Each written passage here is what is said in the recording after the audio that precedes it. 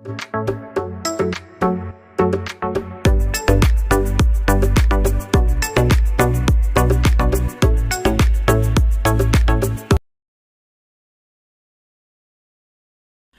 Morning all. ഏവർക്കും study Nifty മലയാളത്തിന്റെ daily market ന്യൂസിലേക്ക് സ്വാഗതം. ഇന്ന് മാർച്ച് 27 ബുധനാഴ്ചയാണ്.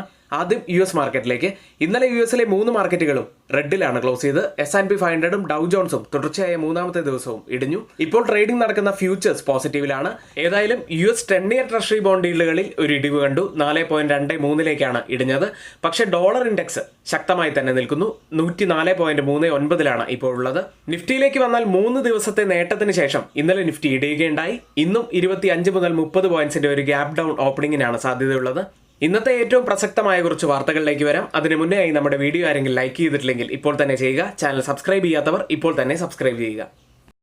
ഇന്ന് ശ്രദ്ധിക്കേണ്ട പ്രധാനപ്പെട്ട കുറച്ച് വാർത്തകൾ നോക്കാം. ആദ്യം മാർച്ച് 26-ന് റിസർവ് ബാങ്ക് ഓഫ് ഇന്ത്യ പുറത്തുവിട്ട കണക്കുകൾ പ്രകാരം 2023-24 മൂന്നാം പാദത്തിൽ ഇന്ത്യയുടെ current account deficit CAD $10.5 billion കുറഞ്ഞു. അതായത് ഡാറ്റ അനുസരിച്ച് ഒക്ടോബർ മുതൽ ഡിസംബർ വരെയുള്ള മാസങ്ങളിൽ കറണ്ട് അക്കൗണ്ട് ഡെഫിസിറ്റ് ഇന്ത്യയുടെ GDP-യുടെ 1.2%. 2023 ജൂലൈ മുതൽ സെപ്റ്റംബർ വരെയുള്ള മാസങ്ങളിൽ കറണ്ട് അക്കൗണ്ട് ഡെഫിസിറ്റ് $11.4 ബില്യൺ അതായത് GDP-യുടെ 1.3%. ഇനി ഇയർ ഓൺ ഇയറിൽ നോക്കിയാൽ 2022 ഒക്ടോബർ മുതൽ ഡിസംബർ വരെയുള്ള മാസങ്ങളിൽ കമ്മി $16.8 ബില്യൺ അതായത് GDP-യുടെ 2%. ഏതായാലും കറണ്ട് അക്കൗണ്ട് ഡെഫിസിറ്റ് നാരോ ആവുന്നത് എക്കോണമിയെ സംബന്ധിച്ച് വളരെ പോസിറ്റീവായിട്ടുള്ള കാര്യം തന്നെയാണ്. അടുത്തത് ഇന്ത്യയുടെ മിഡ് ക്യാപ് സ്മോൾ ക്യാപ് സെഗ്മെന്റിനെ സംബന്ധിച്ച ഒരു വാർത്തയിലേക്കാണ്. ഇന്ത്യയുടെ മിഡ് ക്യാപ് ഫണ്ടുകളിലേക്കുള്ള ഒഴുക്കിൽ കാര്യമായ മാന്ദ്യമുണ്ടായിട്ടുണ്ട്. യൂറോപ്പിലെ ലക്സംബർഗിൽ നിന്ന് $256 ബില്യൺ ഔട്ട്ഫ്ലോ ആണ് ഉണ്ടായിരിക്കുന്നത്. ഇത് മിഡ് ക്യാപ് സ്മോൾ ക്യാപ് മാന്ദ്യത്തിന് പ്രധാനപ്പെട്ട മറ്റൊരു കാരണം കൂടിയായി. മറ്റൊരു പ്രധാനപ്പെട്ട കാര്യം പറയുന്നത് US ജപ്പാൻ നിക്ഷേപ ഫണ്ടുകളിൽ നിന്നുള്ള നിക്ഷേപം ശരാശരി നിലവാരവുമായി താരതമ്യം ചെയ്യുമ്പോൾ 55% മുതൽ 65% വരെ കുറഞ്ഞു. ഇതും മാന്ദ്യത്തിന് മറ്റൊരു കാരണമായി എന്നും ചൂണ്ടിക്കാട്ടുന്നു. സമാന സംഭവങ്ങൾ മുൻപ് ഉണ്ടായതിനെ പറ്റി നമുക്കൊന്ന് നോക്കാം. 2016-ലും 2018-ലും 2020-ലും വിഡ്രോവൽ സൈക്കിളുകൾ മുൻപും ഉണ്ടായിട്ടുണ്ട്. എന്നാൽ 2014-15-ലും 2017-18-ലും മിഡ് ക്യാപ് ഫണ്ടുകളിലേക്ക് ധാരാളം നിക്ഷേപം ഒഴുകിയിട്ടുമുണ്ടായിരുന്നു. മിഡ് ക്യാപ് സ്മോൾ ക്യാപ് സെഗ്മെന്റിലെ ഒരു അവസ്ഥയെക്കുറിച്ചാണ് ഈ റിപ്പോർട്ടിൽ പറയുന്നത്. എന്തായാലും ഇതെല്ലാം തരണം ചെയ്ത് മിഡ് ക്യാപ് സ്മോൾ ക്യാപ് സെഗ്മെന്റുകൾ വലിയ നേട്ടം കൈവരിക്കും എന്ന് പ്രതീക്ഷിക്കാം. ഏറ്റവും പ്രധാനപ്പെട്ട കുറച്ച് വാർത്തകളാണ് നമ്മൾ മാർക്കറ്റ് ന്യൂസ് സെഗ്മെന്റിൽ ഉൾപ്പെടുത്താറുള്ളത്. ഇനി നമ്മുടെ ചാനൽ ആരെങ്കിലും സബ്സ്ക്രൈബ് ചെയ്യാത്തവരായി ഉണ്ടെങ്കിൽ ചാനൽ ഒന്ന് സബ്സ്ക്രൈബ് ചെയ്ത് ആ ബെല്ലൈക്കൺ കൂടി എനേബിൾ ചെയ്യുക. എങ്കിൽ മാത്രമേ ഞങ്ങൾ അപ്ലോഡ് ചെയ്യുന്ന വീഡിയോസ് നിങ്ങൾക്ക് നോട്ടിഫിക്കേഷനായി ലഭിക്കുകയുള്ളൂ. മാത്രമല്ല നമ്മുടെ എഡ്യൂക്കേഷണൽ മീറ്റപ്പുകളിൽ പങ്കെടുക്കാൻ താല്പര്യമുള്ളവർ തൊട്ട് താഴെ കമൻറ്റ് ബോക്സിൽ നമ്മൾ ഒരു ഗൂഗിൾ ഫോം പിൻ ചെയ്തിട്ടുണ്ട്. ആ ഗൂഗിൾ ഫോമിൽ രജിസ്റ്റർ ചെയ്തതിന് ശേഷം നിങ്ങൾക്ക് പങ്കെടുക്കാവുന്നതാണ്. നിഫ്റ്റി 22,004-ൽ 94 പോയിന്റ്സ് ഇടിഞ്ഞാണ് ക്ലോസ് ചെയ്യുന്നത്. നിഫ്റ്റിയുടെ പോസിറ്റീവ്സിൽ നിന്ന് ആരംഭിച്ചാൽ ആദ്യം 22,000-ന് മുകളിലായി ക്ലോസ് ചെയ്യാൻ സാധിച്ചു എന്നതൊരു പോസിറ്റീവായി തന്നെ കണക്കാക്കാം. മാത്രമല്ല 21,840-ന് മുകളിലായിട്ടാണ് ഇപ്പോൾ കഴിഞ്ഞ 3 ദിവസങ്ങളിലായി നിഫ്റ്റി ഉള്ളത് എന്നതും പോസിറ്റീവായി തന്നെ കാണാം. നിഫ്റ്റിയുള്ള റേഞ്ച് എന്ന് പറയുന്നത് 21,880 മുതൽ 22,200 വരെയുള്ള ഒരു റേഞ്ചാണ്. ഈ ആഴ്ച മന്ത്ലി എക്സ്പയറി കൂടിയാണ്. അതുകൊണ്ട് തന്നെ നല്ല വോളറ്റാലിറ്റി നമുക്ക് പ്രതീക്ഷിക്കാം. ഹവർലി ബോളിഞ്ചർ ബാൻഡ് കോൺട്രാക്ട് ചെയ്യുന്നത് ഒരു റേഞ്ച് ബൗണ്ട് ആക്ഷനെയാണ് സൂചിപ്പിക്കുന്നത്. ഡൗൺ സൈഡിലേക്ക് വന്നാൽ 50-ഡേ SMA സിമ്പിൾ മൂവിംഗ് ആവറേജ് ഉള്ള 21,950 എന്ന റേഞ്ച് പ്രത്യേകം ശ്രദ്ധിക്കുക. ഒരുപക്ഷെ ഈ ലെവലിന് താഴേക്ക് പോവുകയാണെങ്കിൽ നിഫ്റ്റിയിൽ ഒരു സെല്ലിംഗ് പ്രഷർ നമുക്ക് കാണാൻ സാധിക്കും. പ്രധാനപ്പെട്ട ലെവലുകൾ നോക്കിയാൽ 21,840 പ്രധാനപ്പെട്ട ഒരു ലെവലാണ് ഡൗൺ സൈഡിൽ. അപ്സൈഡിലേക്ക് വന്നാൽ 22,300 പ്രധാനപ്പെട്ട ഒരു ലെവൽ ആവാനും സാധ്യതയുണ്ട്. അടുത്തത് ഡേ കാൻഡിൽ. അപ്പർ ഷാഡോയോട് കൂടിയ ഒരു ബുള്ളിഷ് കാൻഡിൽ സ്റ്റിക് പാറ്റേൺ ആണ് ഡെയിലി ചാർട്ടിൽ ഫോം ആയിരിക്കുന്നത്. ഒരു ഇൻസൈഡ് ബോഡി കാൻഡിലാണ് ഫോം ആയിരിക്കുന്നത് എന്നതും ശ്രദ്ധിക്കുക. മാക്സിമം ഓപ്പൺ ഇൻട്രസ്റ്റ് രേഖപ്പെടുത്തിയ കോൾ സൈഡിലെയും പുട്ട് സൈഡിലെയും സ്ട്രൈക്കുകളിലേക്ക് ആദ്യം 22,500-ലാണ് കൂടുതൽ ഓപ്പൺ ഇൻട്രസ്റ്റ് റൈറ്റ് ചെയ്തിരിക്കുന്നത്. അതിനുശേഷം 23,000 സ്ട്രൈക്കിലും അതിനുശേഷം 22,100 സ്ട്രൈക്കിലുമാണ്. പുട്ട് സൈഡിലേക്ക് വന്നാൽ 22,000-ലാണ് കൂടുതൽ ഓപ്പൺ ഇൻട്രസ്റ്റ് ഉള്ളത്. അതിനുശേഷം 21,500 സ്ട്രൈക്കിലും അതിനുശേഷം 22,100 സ്ട്രൈക്കിലുമാണ്. അതായത് ഈ വീക്ക്ലി ഓപ്പൺ ഇൻട്രസ്റ്റ് ഡാറ്റ പ്രകാരം ഒരു റെസിസ്റ്റൻസ് ആവാൻ സാധ്യതയുള്ളത് 22,100-ഉം സപ്പോർട്ട് ആവാൻ സാധ്യതയുള്ളത് 22,000-ഉമാണ്. അടുത്തത് change in open interest data പ്രകാരം കോൾ സൈഡിലും പുട്ട് സൈഡിലും വന്ന വ്യത്യാസങ്ങൾ പരിശോധിക്കാം. ആദ്യം ATM സ്ട്രൈക്കായ 22,000-ൽ 7% വർധനവാണ് പുട്ട് സൈഡിൽ കാണുന്നത്. കോൾ സൈഡിൽ 12% വർധനവാണുള്ളത്. രണ്ട് സ്ഥലത്തും ഒരു ബിൽഡപ്പ് തന്നെയാണ് നടക്കുന്നത്. പുട്ട് സൈഡിൽ ഒരു ലോങ് ബിൽഡപ്പും കോൾ സൈഡിൽ ഒരു ഷോർട്ട് ബിൽഡപ്പുമാണ് നടക്കുന്നത്. 21,950 സ്ട്രൈക്കിൽ 42% വർധനവ് പുട്ട് സൈഡിൽ കാണാം. കോൾ സൈഡിൽ 35% വർധനവ് മാത്രമാണ് കാണുന്നത്. പുട്ട് സൈഡിൽ ലോങ് ബിൽഡപ്പും കോൾ സൈഡിൽ ഒരു ഷോർട്ട് ബിൽഡപ്പുമാണുള്ളത്. 22,050 സ്ട്രൈക്കിൽ 11% വർധനവ് പുട്ട് സൈഡിൽ കാണാം.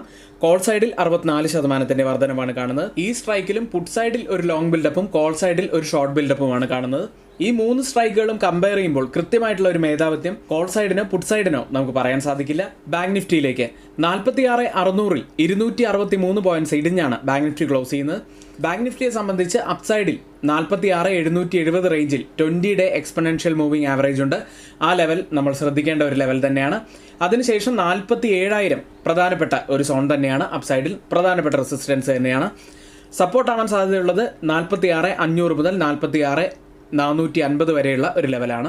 ബാങ്ക് നിഫ്റ്റിയുടെ ഡെയിലി ക്യാൻഡിൽ ബിയറിഷ് പിൻബാർ ആണ് ഡെയിലി ചാർട്ടിൽ ഫോം ആയിരിക്കുന്നത്.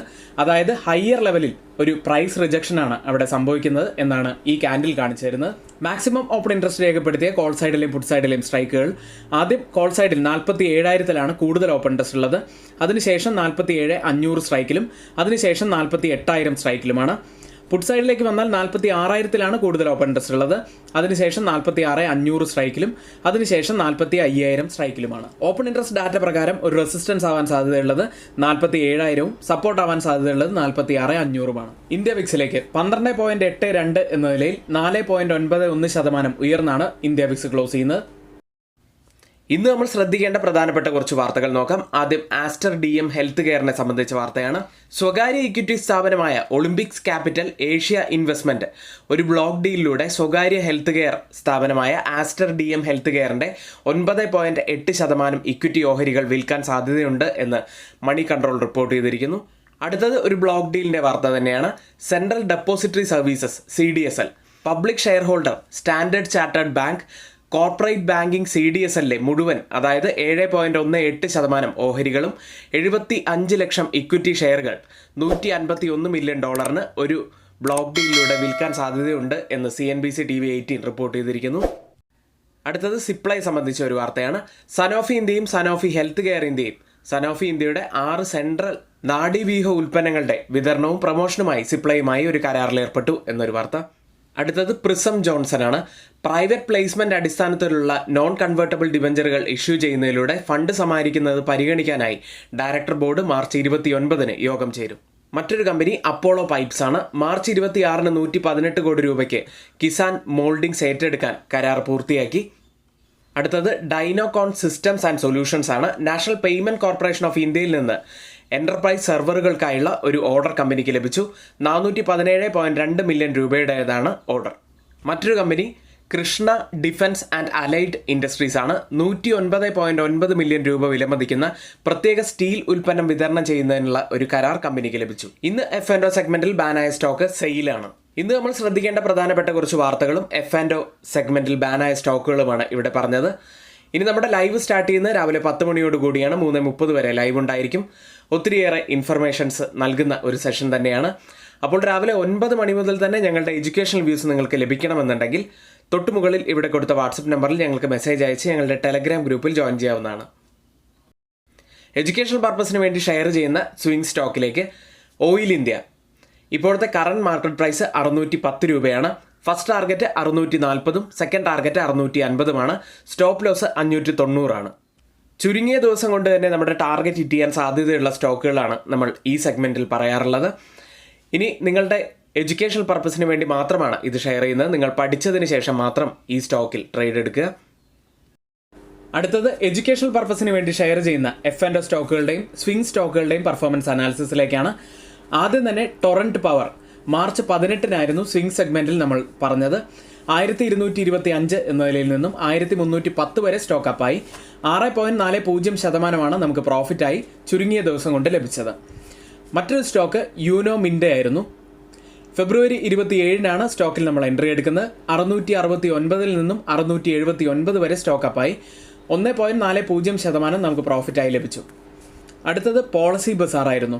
മാർച്ച് 12-ന് 1134 എന്ന നിലയിൽ എൻട്രി എടുത്ത് 1209 വരെ സ്റ്റോക്ക് അപ്പായി. 6.20% നമുക്ക് പ്രോഫിറ്റായി ലഭിച്ചത്. നല്ല പ്രോഫിറ്റ് ലഭിച്ച മറ്റൊരു സ്റ്റോക്ക് കല്യാൺ ജ്വല്ലേഴ്സ് ആയിരുന്നു. മാർച്ച് 22-ന് ആണ് നമ്മൾ എൻട്രി എടുക്കുന്നത്. 385 എന്ന നിലയിൽ നിന്നും 409.90 വരെയാണ് സ്റ്റോക്ക് അപ്പായത്. ഈ സ്റ്റോക്കിലും 6.40% നമുക്ക് പ്രോഫിറ്റായി ലഭിച്ചു. മറ്റൊരു സ്റ്റോക്ക് റേഡിക്കോ കൈത്താൻ ആയിരുന്നു. സ്റ്റോക്കിൽ നമ്മൾ എൻട്രി എടുക്കുന്നത് ഫെബ്രുവരി 27-നാണ്. 1635 എൻട്രി എടുത്തത്. 1705 വരെ സ്റ്റോക്ക് അപ്പായി. 4% മുകളിലാണ് നമുക്ക് ഈ സ്റ്റോക്കിൽ പ്രോഫിറ്റായി ലഭിച്ചത്. അടുത്തത് ഇൻട്രാഡേയിൽ നല്ല പ്രോഫിറ്റിലേക്കും നമ്മുടെ ടാർഗറ്റ് ഹിറ്റ് ചെയ്തതുമായ സ്റ്റോക്കുകളിലേക്കാണ്. ഗുജറാത്ത് പിപ്പാവേവ് പോർട്ട് ഇൻട്രാഡേയിൽ 208 നിന്നും 218.65 വരെ സ്റ്റോക്ക് അപ്പായി. 4.80% നമുക്ക് പ്രോഫിറ്റായി ലഭിച്ചത്. മറ്റൊരു സ്റ്റോക്ക് മുത്തൂറ്റ് ഫിനാൻസ് ആയിരുന്നു. മാർച്ച് 26-ന് നമ്മൾ എൻട്രി എടുത്ത് 1444 എന്ന രീതിയിലാണ് എൻട്രി വന്നത്. 1492 വരെ സ്റ്റോക്ക് അപ്പായി. 3.20% നമുക്ക് പ്രോഫിറ്റായി ലഭിച്ചത്. അടുത്തത് F&O സെഗ്മെന്റിലേക്കാണ്. അശോക് ലൈലാൻഡ് മാർച്ച് 22-നാണ് നമ്മൾ സ്റ്റോക്കിൽ എൻട്രി എടുക്കുന്നത്. 6.95 എന്ന നിലയിലാണ് സ്റ്റോക്കിൽ എൻട്രി എടുത്ത് 8.30 വരെ സ്റ്റോക്ക് അപ്പായി. അതായത് നമ്മുടെ ഫസ്റ്റ് ടാർഗറ്റ് നമുക്ക് ഹിറ്റ് ചെയ്യാൻ സാധിച്ചു. ടാർഗറ്റ് ഹിറ്റ് ചെയ്ത കുറച്ച് സ്റ്റോക്കുകളാണ് ഇവിടെ നമ്മൾ പറഞ്ഞത്. ഇനി നമ്മുടെ ഗ്രൂപ്പിൽ ആർക്കെങ്കിലും ജോയിൻ ചെയ്യാൻ താല്പര്യമുണ്ടെങ്കിൽ തൊട്ടുമുകളിൽ ഇവിടെ കൊടുത്ത വാട്സപ്പ് നമ്പറിൽ ഞങ്ങൾക്ക് മെസ്സേജ് അയച്ച് ഞങ്ങളുടെ ടെലഗ്രാം ഗ്രൂപ്പിൽ ജോയിൻ ചെയ്യാവുന്നതാണ്. ഗ്ലോബൽ മാർക്കറ്റ് സെഗ്മെന്റിൽ ആദ്യം FIDA ആക്ടിവിറ്റിയാണ്. FIIs ഇന്നലെ 10 കോടി രൂപയ്ക്കാണ് ക്യാഷ് മാർക്കറ്റിൽ ബൈ ചെയ്ത്. DIs ആവട്ടെ 5024 കോടി രൂപയ്ക്ക് ബൈ ചെയ്തു. US മാർക്കറ്റിലേക്ക് ഇന്നലെ ക്ലോസ് ചെയ്യുന്ന US മാർക്കറ്റുകൾ ഇടിവിലായിരുന്നു. ഡൗ ജോൺസ് 0.08% ഇടിഞ്ഞാണ് ഇന്നലെ ക്ലോസ് ചെയ്ത്. നാസ്ഡാക്ക് 0.42%, S&P 500 0.28% ഇടിഞ്ഞാണ് ഇന്നലെ ക്ലോസ് ചെയ്യുന്നത്. കഴിഞ്ഞ ആഴ്ച US-ലെ 3 ഇൻഡെക്സുകളും റെക്കോർഡ് ഹൈയിലാണ് ക്ലോസ് ചെയ്തത്. അതിനുശേഷം ഒരു പ്രോഫിറ്റ് ബുക്കിങ്ങിലേക്കാണ് ഇന്നലെ പോയത്. ഇന്നലെ ഫോക്കസിലുണ്ടായിരുന്ന ഒരു സ്റ്റോക്ക് ടെസ്ല തന്നെയായിരുന്നു. US-ലെ നിലവിലുള്ളതും പുതിയതുമായ ഉപഭോക്താക്കൾക്ക് ഫുൾ സെൽഫ് ഡ്രൈവിംഗ് സാങ്കേതിക വിദ്യയുടെ ഇലക്ട്രോണിക് വാഹന നിർമ്മാതാവിൻ്റെ 1 മാസത്തെ ട്രയൽ CEO എലോൺ മസ്ക് അനാച്ഛാദനം ചെയ്തു. അതിനുശേഷം ടെസ്ല 2.92% ഉയരുകയും ചെയ്തു. വലിയ നേട്ടമുണ്ടാക്കിയ മറ്റൊരു stock Trump media and technology group ആയിരുന്നു. 16.1% ഇന്നലെ ഉയർന്നത്. ഇനി മാർച്ച് മാസത്തിലേക്ക് വന്നാൽ S&P 500 2.1% ഉയർന്നത്. നാസ്ഡാക്ക് 1.4% ഉയർന്നു. ഡൗ ജോൺസ് 0.7% ഉയരുകയും ചെയ്തു. ഇവന്റ്സുകളിലേക്ക് വന്നാൽ ബുധനാഴ്ച വൈകുന്നേരം ഫെഡ് റിസർവ് ഗവർണർ ക്രിസ്റ്റഫർ വാളറിൽ നിന്നുള്ള കമന്ററി മാർക്കറ്റ് നിരീക്ഷിക്കും. US-ൽ ലിസ്റ്റ് ചെയ്ത ഇന്ത്യൻ കമ്പനികളുടെ പ്രകടനം നോക്കാം. ആദ്യം ടെക് സൈഡിൽ ഇൻഫോസിസ് 0.68% നേട്ടത്തിലും വിപ്രോ 0.18% ഇടിവിലുമാണ് ഇന്നലെ ക്ലോസ് ചെയ്ത്. ബാങ്കിങ് സൈഡ് പൊതുവിൽ ഇപ്പോൾ വീക്കാണ്. ഇന്നലത്തെ പെർഫോമൻസ് നോക്കിയാൽ ICICI ബാങ്ക് 0.12% നേട്ടത്തിലും, HDFC ബാങ്ക് ഒരു മ്യൂട്ടഡ് അവസ്ഥയിലും, ആക്സിസ് ബാങ്ക് 0.48% നേട്ടത്തിലുമാണ് ക്ലോസ് ചെയ്ത്. മേക്ക് മൈ ട്രിപ്പ് 2.47% ഉയർന്നു. ഡോക്ടർ റെഡ്ഡി 0.83% ഇടിയുകയും ചെയ്തു.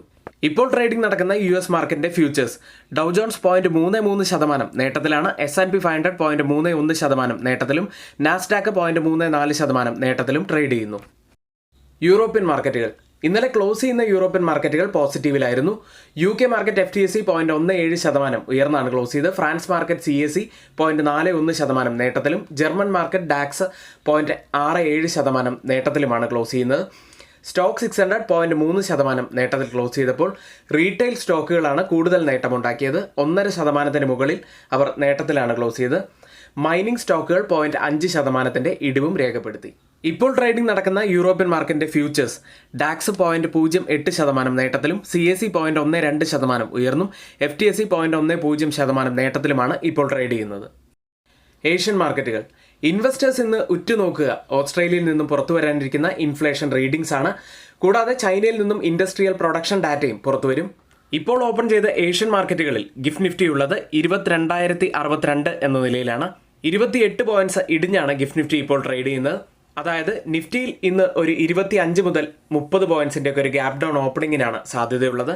ഇനി ജപ്പാൻ മാർക്കറ്റ് നിക്കി 0.49% നേട്ടത്തിലാണ് ഇപ്പോൾ ട്രേഡ് ചെയ്യുന്നത്. മറ്റ് ഏഷ്യൻ മാർക്കറ്റുകളിൽ തായ്വാൻ മാർക്കറ്റ് ഇപ്പോൾ 0.28% നേട്ടത്തിലും, കോസ്പി മാർക്കറ്റ് 0.11% നേട്ടത്തിലും, സിംഗപ്പൂർ മാർക്കറ്റ് 0.53% ഉയർന്നുമാണ് ഇപ്പോൾ ട്രേഡ് ചെയ്യുന്നത്. ഓയിൽ പ്രൈസുകൾ കിഴക്കൻ യൂറോപ്പിലെയും മിഡിൽ ഈസ്റ്റിലെയും യുദ്ധങ്ങളുടെ ആഘാതം വ്യാപാരികൾ വിലയിരുത്തുന്നതിനാൽ ക്രൂഡ് ഓയിൽ ഫ്യൂച്ചേഴ്സ് ചൊവ്വാഴ്ച ഇടിയുകയുണ്ടായി. ബ്രന്റ് ഇപ്പോൾ ട്രേഡ് ചെയ്യുന്നത് $85.10 പെർ ബാരൽ എന്ന നിലയിലാണ്. 0.23% ഇടിവിലാണ് ഇപ്പോൾ ട്രേഡ് ചെയ്യുന്നത്.